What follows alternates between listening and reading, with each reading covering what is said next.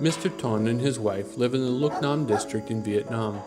He is the tax officer of his local community, and they have a thriving farm that provides for them and supports their two sons in their education at high school and university. But his life hasn't always looked like this. He graduated in 1990 with some accounting training, but the school he attended was not accredited, so he was unable to find a job. Without a job, he was unable to provide for his family locally. He left to find work as a manual laborer. He tried this for a few years, but wasn't able to save any extra money, so he decided to come back to his farm so he could be close to his family. Ton owned 10 chickens, but they were so often sick and dying that he was afraid to try and raise more. He grew rice and a few other crops, but didn't know the best way to get higher yields. The family was barely getting by. Ton's family was registered with the local government as being under the poverty level, which meant that the family income was under $15 per month. In 2008, YWAM Vietnam started a program aimed at reducing poverty and providing opportunity to farmers in Ton's community. Ton was invited to join the program because of his family's lack of income.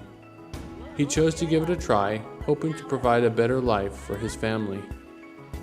Later that year, Ton received training in microloan management, techniques for raising pigs, chickens, and cows, as well as training on how to improve crop production. In 2009, as part of the program, he received his first microloan for $100, which he used to buy 100 chickens. The loan was for 4 months with a 1.5% per month interest rate. In 4 months, he was able to sell the chickens for a profit and repay his loan.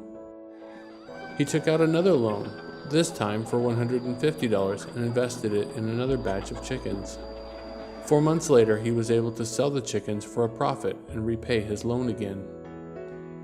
Then he increased his microloan to $250 for chickens and was again successful. After 3 successful projects, he was no longer afraid to raise chickens and was gaining a lot of confidence as a farmer. In 2010, after 4 rounds of chickens, he discovered ducks were more profitable and took out a loan for $500 to invest in ducks. After he repaid this loan, he had gained enough capital that he no longer qualified for or needed the microloan program, because his family was now comfortably above the poverty line. Mr. Ton also benefited from the cow bank. In 2009, when he started investing in chickens, he also received a calf from the cow bank. He raised it and gave the first female calf back to the cow bank in 2011. Since that time, the cow has had 4 more calves that Mr. Ton has been able to sell for additional capital and income for his family. Mr. Ton's story does not end there. When he started with the program in 2009, he was very shy and very self-conscious about his abilities to farm and take care of his family. Getting training in loans and farming helped him be successful. His neighbors started coming to him for help with their farms. In 2011, only 2 years after he partnered with YWAM Vietnam and started receiving training and opportunity, he was selected to be the assistant administrator of his community. The following year, 2012, he was selected to be the tax officer as well. Now he has completed his 5-year term as the assistant administrator and is continuing in his role as tax officer. Từ khi tham gia dự án thì gia đình tôi đã được mở mang nhiều về kỹ thuật chăn nuôi và trồng trọt qua những buổi tập huấn của tổ chức YWAM. Nay gia đình tôi đã đầu tư và phát triển kinh tế tốt hơn. Tương lai gia đình sẽ mạnh dạn đầu tư nhiều hơn nữa về chăn nuôi và trồng trọt để kinh tế gia đình được thay đổi.